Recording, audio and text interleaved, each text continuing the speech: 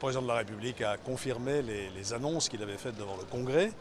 Il a rappelé aussi sa détermination, bien sûr, à mobiliser la nation tout entière pour faire échec à cette menace terroriste qui s'est encore manifestée ce matin, nous l'avons vu.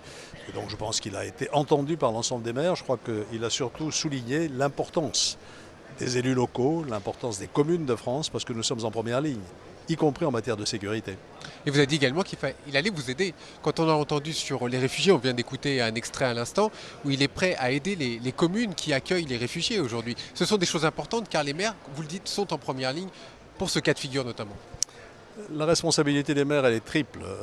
D'abord, en matière de sécurité, je l'ai dit, et pas simplement par nos polices municipales, mais aussi par les conseils locaux de sécurité et de prévention de la délinquance. Nous connaissons le terrain, nous pouvons faire remonter ce qu'on appelle souvent les signaux faibles pour aider le renseignement français, bien sûr.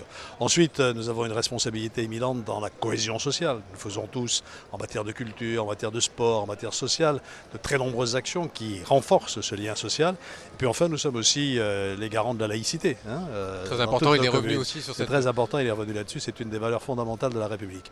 Alors, nous avons des annonces, vous savez, les maires sont aussi prudents, parce qu'ils sont habitués aux annonces, ce qu'ils attendent, c'est les faits. Il y a eu quelques annonces, notamment sur le financement des équipements de la police municipale, sur l'armement également. Ce n'est pas tout à fait nouveau.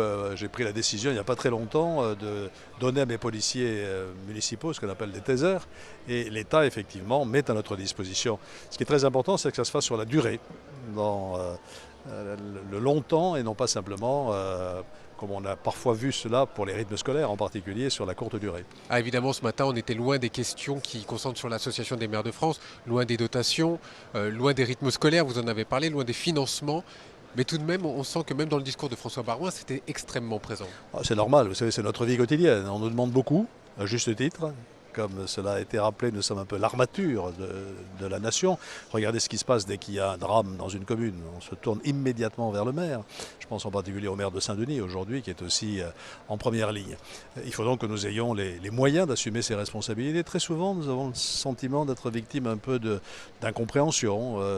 On nous accuse de mal gérer l'argent public. Sans doute avons-nous des progrès à faire, bien entendu. Rien n'est jamais parfait.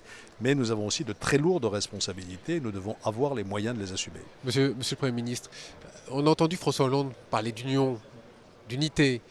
Quand vous voyez hier ce qui s'est passé à l'Assemblée nationale, est-ce que sincèrement cette unité, elle a encore une raison d'être ? Elle est plus nécessaire que jamais. J'ai écrit moi-même ce matin dans les colonnes du Figaro que la France avait besoin d'unité. L'unité, ça n'est pas une manœuvre politique, ça n'est pas un gouvernement d'union nationale. Non, mais ça se vit et je sens ce besoin-là. Lundi, lors de la minute de silence dans la cour de la mairie de l'hôtel de ville de Bordeaux, il y avait beaucoup de monde. Et après la minute de silence, les gens n'avaient pas envie de se séparer. Ils avaient envie de rester ensemble. Quand on est dans le danger comme ça et dans la peur qui existe, eh bien pour se renforcer, se conforter, il faut être ensemble. C'est ça l'unité nationale. Elle est absolument nécessaire pour relever ce défi.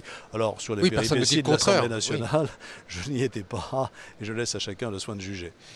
On a toujours cette idée d'unité. Nicolas Sarkozy fait une tribune dans Le Monde aujourd'hui pour dire qu'il y avait des failles au niveau de la police, au niveau de ce qui s'est passé au Bataclan. François Hollande a rendu hommage aux forces de l'ordre. J'ai exprimé moi-même mon point de vue. Bien sûr que nous rendons tous hommage au courage, à la compétence, au professionnalisme de nos policiers, de nos gendarmes, de nos pompiers, de nos militaires, bien sûr, et puis de l'ensemble des services qui se sont manifestés. Donc je pense qu'il faut évidemment améliorer ce qui mérite de l'être. On ne peut pas non plus partir du principe que tout est parfait, que tout va bien. Nous avons d'énormes progrès à faire en matière de renseignement, en particulier pour mieux coordonner nos services, pour mieux articuler le renseignement central et le renseignement territorial. Mais ne tombons pas dans la polémique. Message de soutien aussi à Anne Hidalgo qu'on a senti extrêmement ému. Aujourd'hui, Paris outragé, mais Paris qui reste debout. Vous savez ce que représente Paris dans le cœur de tous les Français, que nous soyons habitants de Bordeaux ou de la plus petite commune de France. Paris est un peu un phare, un symbole, et donc nous partageons bien sûr la douleur des Parisiens, la douleur des familles des victimes, si nombreuses, la douleur des blessés qui sont en train de se battre encore pour leur vie, la douleur aussi de tous ces jeunes, et j'en connais beaucoup, qui vivent dans ce quartier, ou qui vont le vendredi et le samedi soir s'exprimer, faire la fête dans ce quartier, et qui ont été traumatisés par l'effroyable cauchemar qu'ils ont vécu au sein du Bataclan. Donc nous pensons pour tout cela à Paris, à ses élus bien sûr, à son maire et surtout à chaque Parisien, à chaque Parisienne. Merci de votre témoignage en direct sur notre antenne. Merci, monsieur.